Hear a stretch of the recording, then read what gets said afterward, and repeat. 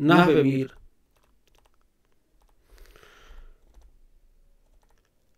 بسم اللہ الرحمن الرحیم. یہاں سے کتاب شروع ہوتی ہے اور یہ مصنف نے پہلے خطبہ لکھا ہے اور یہ طریقہ کار ہوتا ہے: الحمدللہ رب العالمین والعاقبۃ للمتقین والصلاۃ والسلام علی خیر خلق محمد وآلہ اجمعین، اما بعد. نیچے اس کا ترجمہ ہے، آپ اس کو دیکھ لیجیے گا. سبق نمبر 1، لفظ کی اقسام. جان لے طالب علم، مصنفین طالب علموں سے بڑی محبت کرتے تھے، پیار.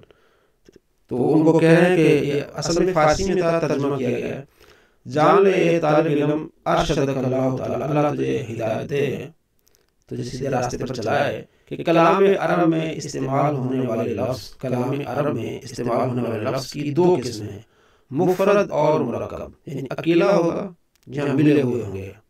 دیکھیں آگے، سب سے پہلے لفظ کیا؟ مفرد یا مرکب. ٹھیک ہے. اب اس کی لفظ پہلے آیا مفرد ہوگا یا مرکب ہوگا. دو قسم کے ہوں گے، مفرد ہوگا یا مرکب ہوگا. تو پہلے لفظ مفرد کی تعریف کہ مفرد کسے کہتے ہیں. مفرد وہ اکیلا لفظ ہے جو کسی ایک معنی پر دلالت کرے، اس کو کہتے ہیں مفرد. فرد آتا ہے نا، فرد، تو اس فرد مفرد، وہ اکیلا لفظ جو کسی ایک معنی پر دلالت کرے اسے مفرد کہیں گے. ٹھیک ہے. مفرد وہ اکیلا لفظ ہے جو کسی ایک معنی پر دلالت کرے. ایسے لفظ کو کلمہ بھی کہتے ہیں، مفرد بھی کہتے ہیں اور کلمہ بھی کہتے ہیں. اب مفرد کے دو معنی ہوں گے، یعنی مفرد بھی اس کو کہیں گے اور اس کو کلمہ بھی کہیں گے. کلمہ کی اقسام، تو آپ اس کو مفرد کی اقسام بھی کہہ سکتے ہیں، لیکن مشہور یہ ہے کہ ہم اس کو کہتے ہیں کلمہ کی اقسام. کلمہ کی 3 قسمیں ہیں، یاد رکھیے. کلمہ کی کتنی قسمیں ہیں؟ 3. پہلے تک کلام عرب میں 2 قسم کے لفظ استعمال ہوتے ہیں. ٹھیک ہے جی. استعمال ہونے لفظ 2 ہیں، مفرد اور مرکب. اب پھر پہلے مفرد کی تعریف، وہ اکیلا لفظ جو کسی ایک معنی پر دلالت کرے. اب اس کو کلمہ بھی کہتے ہیں. کلمہ کی اقسام، کلمہ کی 3 قسمیں ہیں. کلمہ کی اقسام اب بتا رہے ہیں، یعنی وہ مفرد سمجھو کہ اس کی 3 قسمیں ہیں. مفرد کا دوسرا نام کیا ہے؟ کلمہ. کلمہ کی اقسام، کلمہ کی 3 قسمیں ہیں: اسم جیسے رجل، مرد; فعل جیسے ضرب، فعل مرا اس ایک مرد نے; حرف جیسے حل، کیا. تو کلام عرب میں 2 ہوتے ہیں لفظ، مفرد اور مرکب. مفرد ایک معنی پر دلالت کرے، پھر اس کو کلمہ بھی کہتے ہیں. پھر کلمہ کی 3 قسمیں: اسم، فعل، حرف. کلام عرب میں اسم ہوگا، فعل ہوگا یا حرف ہوگا. اب 2 تھے، پیچھے ہم نے پڑھے کہ 2 قسمیں ہیں کلام عرب میں استعمال ہونے والے لفظ کی. 2 قسمیں، مفرد اور مرکب. مفرد کی تعریف ہو گئی، قسمیں ہو گئی. اب مرکب، لفظ مرکب کی تعریف. مرکب وہ لفظ ہے جو 2 یا 2 سے زائد کلموں کا مجموعہ ہو، اسے مرکب کہتے ہیں. جیسے غلام و زید، 2 تھے، غلام اور زید، 2 کلموں کا مجموعہ ہے نا. یعنی کلمے کو مفرد بھی کہیں گے، مفرد کلمہ. 2 کلمے ملے تو یہ مرکب ہو گیا. ایک کلمہ ہے وہ مفرد ہے، 2 کلمے ہیں تو مرکب ہے. غلام و زید، زید کا غلام، زید قائم، زید کھڑا ہے. اب یہاں 2 کلمے مل گئے. اب لفظ مرکب کی اقسام. اب یہ مرکب ہے، اس کی جس طرح مفرد کی اقسام تھی اسے کلمہ کہتے تھے، اس کی 3 قسمیں آ گئیں: اسم، فعل، حرف. اسی طرح مرکب وہ لفظ جو 2 یا 2 سے زائد کلموں کا مجموعہ ہو، تو اس کی اقسام آگے بیان کی جا رہی ہیں. لفظ مرکب کی اقسام، اس کی 2 قسمیں ہیں. مرکب یعنی 2 جب کلمے ملیں گے تو اس کی 2 قسمیں بنیں گی: مرکب مفید اور مرکب غیر مفید. جب 2 کلمے بنیں گے، اس سے بات سمجھ آ رہی ہے تو مفید، 2 کلمے لیکن بات سمجھ نہیں آ رہی تو غیر مفید. اتنی سی بات. لیکن اب تعریف سامنے آپ کے. مرکب کی تعریف.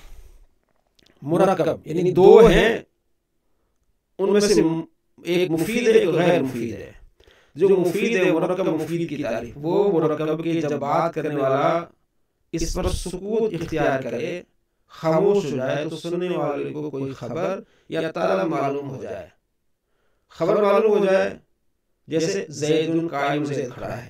جب بات کرنے والا بات کرے تو سننے والے کو یہ معلوم ہو جائے کہ یہ کہہ رہا ہے زید قائم، زید کھڑا ہے، اس کو ایک خبر معلوم ہو گئی کہ زید کھڑا ہے، پاکستان ایک ملک ہے، پاکستان ایک ملک ہے، سننے والے کو خبر یہ معلوم ہو گئی۔ تو خبر معلوم ہو، بات کرنے والا بات کر کے خاموش ہو جائے تو سننے والے کو، یہ دو کلمے اس نے بولے ہیں، سننے والے کو خبر معلوم ہو یا طلب معلوم ہو جائے، جیسے اضرب زیدن، زید کو مار، اس نے طلب کیا ہے کہ بھائی زید کو مار، اس کو ذرا ادب سکھا، تو کیا ہے اضرب زیدن، زید کو مار، اسے جملہ اور کلام بھی کہتے ہیں۔ یہ جو مرکب مفید ہے اس کو جملہ اور کلام بھی کہتے ہیں، جیسے مفرد تھا پھر اس کو کلمہ کہتے تھے، اب اس مرکب مفید کو جملہ بھی کہیں گے اور کلام بھی کہیں گے۔ اب جملہ کیا ہوا؟ جملے کا معنی یہ ہوا کہ بات کرنے والا متکلم، بات کرنے والا بات کر کے خاموش ہو جائے تو سننے والے کو کوئی خبر معلوم ہو یا طلب معلوم ہو، اسے جملہ کہتے ہیں اور اسے کلام بھی کہتے ہیں۔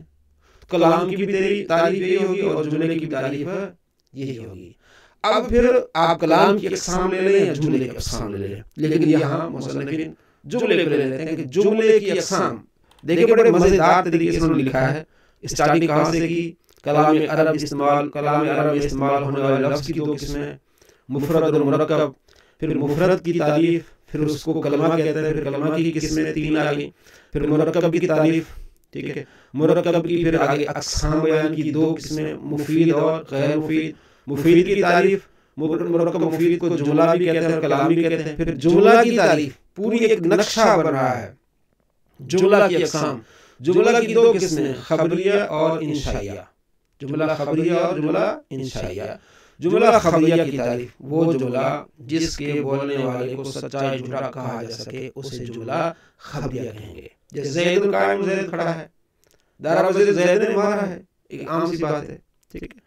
اچھا پیچھے جب ہم تعریف پڑھی ہے مرکب مفید کے بات کرنے والا بات کر کے خاموش ہو جائے، سکوت اختیار کرے تو سننے والے کو خبر طرح معلوم ہو تو اسے مرکب مفید کہتے ہیں، جملہ بھی کہتے ہیں، کلام بھی کہتے ہیں۔ اس کا الٹ لے لو تو مرکب غیر مفید ہو جائے گا کہ بات کرنے والا بات کر کے خاموش ہو جاتا ہے، سامع کو، سننے والے کو نہ خبر معلوم ہوتی نہ طلب معلوم ہوتی۔ وہ آگے اگلے سبق میں انشاءاللہ کل پڑھیں گے، میں تھوڑی سی آپ کو وضاحت کر دی۔ جملہ کی اقسام، جملہ خبریہ، جملہ انشائیہ۔ جملہ خبریہ جس کے بولنے والے کو سچا یا جھوٹا کہا جا سکے، جملہ خبریہ کی پھر اقسام ہے آگے، جملہ خبریہ کی پھر اقسام، اس کی پھر دو قسمیں ہیں، جملہ اسمیہ اور جملہ فعلیہ۔ جملہ اسمیہ اور جملہ فعلیہ، یہ میں چاہتا ہوں کہ انشاءاللہ یہاں سے کل پڑھیں گے۔ تو ہم نے کیا پڑھا آج؟ ہم نے یہاں سے پڑھا لفظ کی قسم، کلام عرب میں دو قسمیں، مفرد مرکب، پھر مفرد کی تعریف، پھر اس کو کلمہ کہتے ہیں، کلمہ کی تین قسمیں، پھر مرکب کی تعریف، اس کی پھر اقسام، مفید اور غیر مفید، مرکب مفید کی تعریف، پھر اس کو جملہ بھی کہتے ہیں، پھر جملہ کی اقسام، جملہ خبریہ، جملہ انشائیہ، جملہ خبریہ کی تعریف، پھر آگے جملہ خبریہ کی اقسام۔ یہاں تک ہم نے پڑھا، اس کو لکھیے گا، پڑھیے گا اور شیئر کیجیے گا۔